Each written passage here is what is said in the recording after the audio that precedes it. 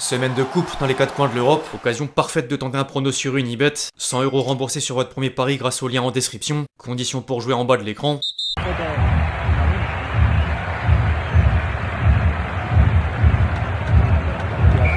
L'équipe, j'espère que vous allez bien aujourd'hui. Nouveau Actu Foot, pas de Coupe d'Europe, mais quand même une semaine de coupe à l'échelle nationale au programme, dans les quarts de finale de Coupe de France et les demi-finales retour de Coupe du Roi dès ce soir. Humilié 4-0 par l'Atlético Madrid au match aller, le Barça a gardé espoir jusqu'à avoir une communication assez osée sur les réseaux sociaux. Quelques messages entre certaines déclarations à l'issue de la première manche et le souvenir de la remontada des remontadas face au PSG en 2017. En parallèle, le rival vient encore d'apprendre une mauvaise nouvelle. Après avoir enchaîné une deuxième défaite en Liga, le Real Madrid a annoncé que Rodrigo est victime d'une rupture du ligament croisé et forfait pour la prochaine Coupe du Monde. La nouvelle devrait relancer les débats autour de Neymar, mais les temps sont durs du côté de la Maison Blanche. Le club merengue était déjà touché par une vague de blessures, dont Mbappé tout juste diagnostiqué d'une entorse au genou. D'ailleurs, le clan du joueur a écarté l'option d'une opération, mais certaines sources au Real Madrid sont persuadées qu'il sera bientôt contraint d'effectuer une intervention chirurgicale. De quoi inquiéter à moins de 4 mois de la plus grande des compétitions en Amérique du Nord. Bref, on va sans plus tarder rentrer dans le vif du sujet, mais juste avant les amis, je vous demande un service, le même que d'habitude, à savoir évidemment lâcher votre plus beau like. Vous connaissez le refrain, très important pour le référencement et tout simplement sur la série. Merci vraiment à tous ceux qui le feront.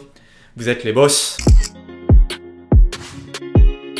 Imagine t'es entraîneur, tu gagnes 8-0 et ton club te vire. C'est la situation tout juste vécue par Filipe Luis suite à la qualification de Flamengo en finale du championnat de Rio. Auteur d'un début de saison difficile, le pire depuis 10 ans en étant 11ème de Serie A et défait par Lanús en Recopa Sudamericana, le jeune entraîneur a essuyé beaucoup de critiques jusqu'à être poussé vers la sortie. Le club brésilien aurait même informé l'ancien latéral gauche à l'issue de la conférence de presse d'après-match. La fin est brutale, mais Filipe Luis a réalisé une première expérience aboutie sur le banc de Flamengo, avec 60% de victoires et 5 trophées dont la Copa Libertadores en 2025. Une finale de coupe intercontinentale perdue sans rougir face au PSG. En parlant du PSG, petit bilan Ligue 1. Paris est toujours en tête du championnat de France à l'issue de la 24e journée. Les hommes de Luis Enrique ont assuré l'essentiel sur la pousse du Havre. C'est positif au niveau comptable. Par contre, c'est moins le cas concernant certains aspects du jeu. Le PSG n'est plus une machine à faire peur pour reprendre l'équipe. Compter sur un but de la tête de Barcola, rater un nouveau penalty, vendanger dans la finition et tenir un score dans la souffrance, c'est inquiétant avant d'affronter Chelsea en 8e de finale de Ligue des Champions. Heureusement, c'est pour l'instant suffisant en Ligue 1 face aux poursuivants, dont Lens, tenu en échec par Strasbourg, et Lyon renversé du côté de Marseille. Habib Beye a enregistré une première victoire sur le banc du club olympien grâce en partie à Paixão et Aubameyang. De quoi revenir à 2 points de l'OL sur le podium. À l'étranger, certains des 5 championnats majeurs vont sans doute rendre verdict assez vite. Serie A et Bundesliga ont chacun un premier avec au moins 10 points d'avance. L'Inter s'est fait éliminer en barrage de Ligue des Champions, mais toujours aux commandes du championnat d'Italie après avoir battu le Genoa. L'AC Milan et Naples sont à même distance que la précédente journée en ayant gagné sur les pouces de Cremonese et l'Hellas Vérone, sans oublier le match nul dans le choc Roma-Juventus. Le Bayern a quant à lui remporté le Der Klassiker sur la pousse de Dortmund. 11 longueurs entre les deux équipes dans le classement du championnat d'Allemagne. Au passage, le Bayern est également focus sur le prochain mercato. Foot Mercato stipule que le club bavarois a ciblé Osimhen en vue de succéder à Harry Kane. Compagnie aurait même validé le profil de l'international nigérian.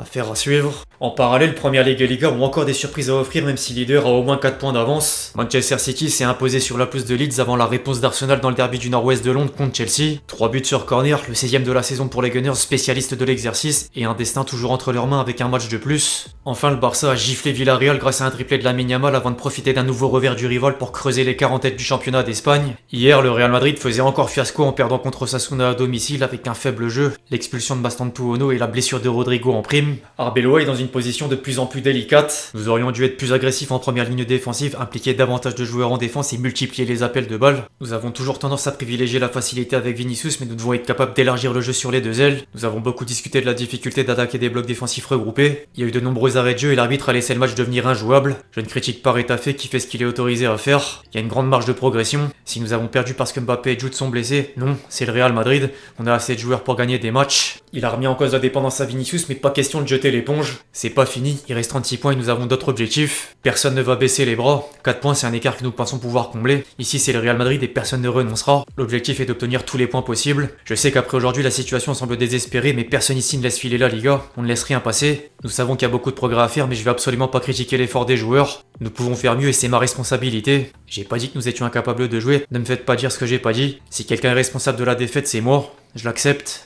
Tout ce que je peux faire maintenant, c'est travailler avec mes joueurs. Le problème, c'est que le discours est différent au sein du vestiaire. Plusieurs journalistes proches du Real Madrid ont rapporté que l'équipe est en partie résignée avec comme seul espoir la Ligue des Champions et certains auraient même lâché Arbeloa. Beaucoup de gens sont très susceptibles, autrement dit si quelqu'un élève la voix ou attire l'attention d'un autre sur quelque chose, cette personne se met en colère et s'emporte. Une dispute éclate, voilà ce qui se passe. Dès qu'un poids lourd élève la voix dans les vestiaires, les accusations fusent. C'est inquiétant qu'il n'y ait pas 2 ou 3 leaders capables de dire les choses clairement, la tension est palpable. Derrière les scoops, sinon, les supporters madrilènes sont énervés des attitudes et le Bernabéu est allé jusqu'à demander la démission de Florentino Pérez. En France, l'équipe fait un lien au potentiel successeur d'Arbeloa. L'entraîneur espagnol est déjà sur 4 défaites en 12 matchs dont des adversaires prenables, c'est pire que Xabi Alonso, et au même moment, Jürgen Klopp sera en passe de quitter Red Bull.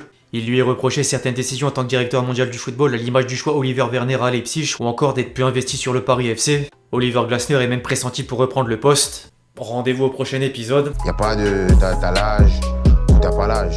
Ça veut rien dire ça.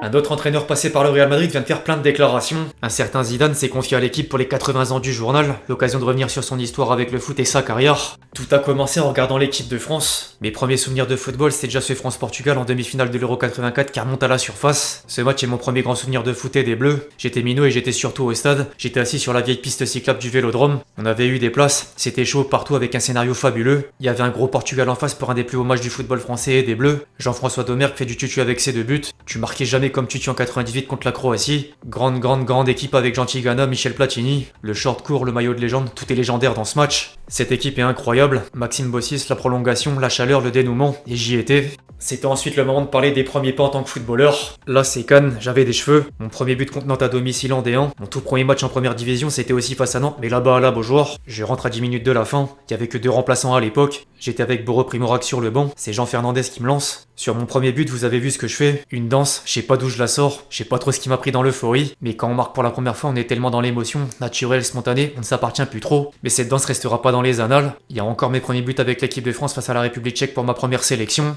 C'était encore moins prévu. Djorkaeff se blesse au dernier moment, comme le match à Bordeaux que je joue au Girondins et mes jaquets décident de m'appeler. C'était l'époque Canto. Eric m'a d'ailleurs super bien accueilli. Après le match, il m'avait donné le fanion. Je ne sais pas exactement où il est, mais je l'ai conservé celui-là. En général, je ne conserve pas grand chose. Je donne. Mes enfants m'engueulent de n'avoir rien gardé.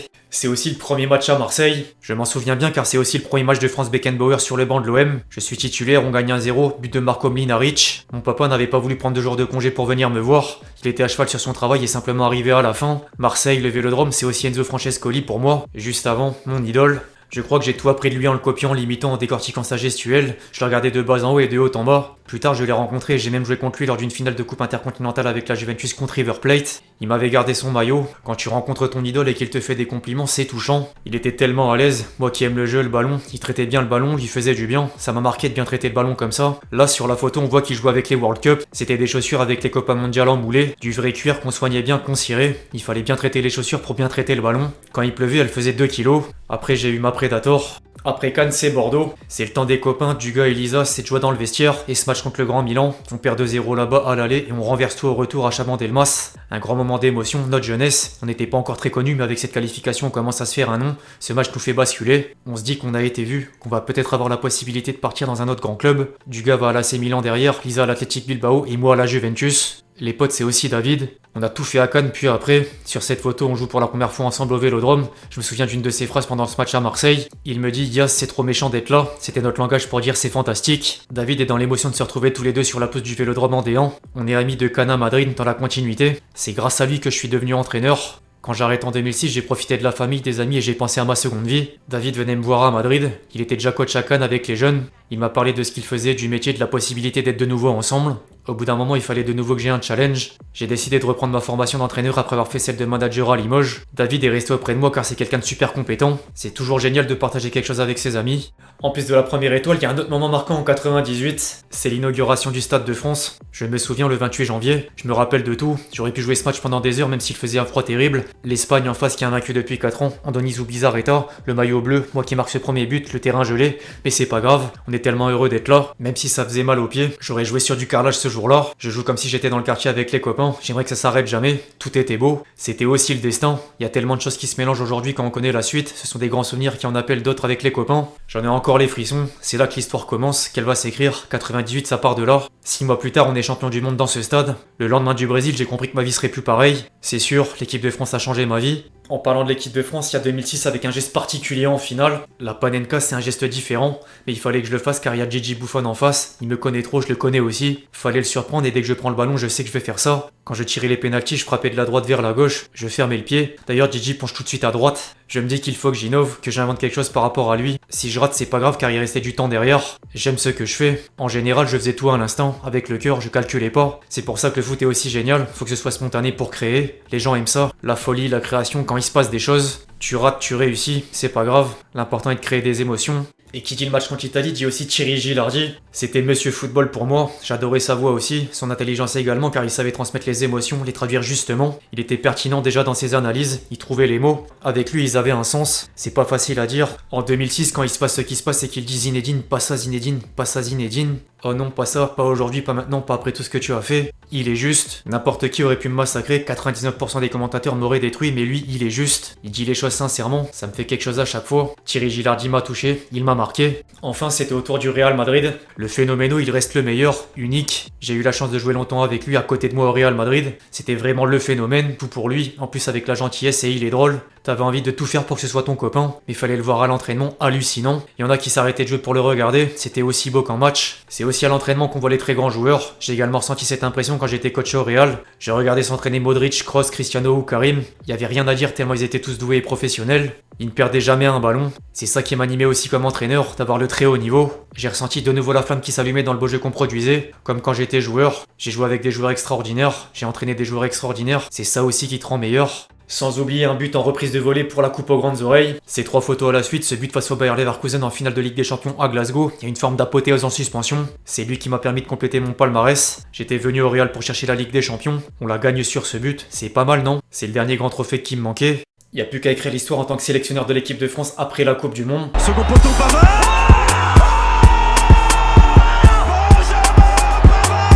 Dernière séquence obligatoire, la compile de buts.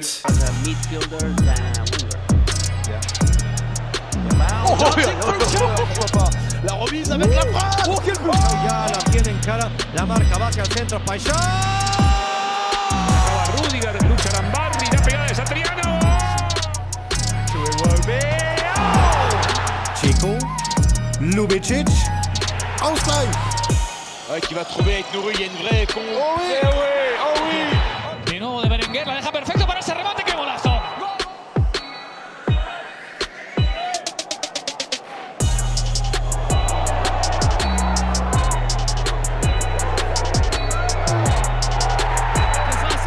Bir kafa, gol pozisyonu, topukla, gol!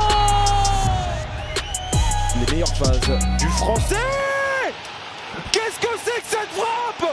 Enfin bref, l'équipe c'est tout pour l'actu foot du jour, j'espère vraiment qu'il vous a plu, je compte sur vous si c'est le cas pour lâcher votre plus beau like, comme d'habitude. N'hésitez pas à réagir en commentaire sur tout ce qu'on a pu aborder aujourd'hui, puis d'ici là on se retrouve très vite sur la chaîne pour de nouvelles vidéos, c'était LXT. Ciao.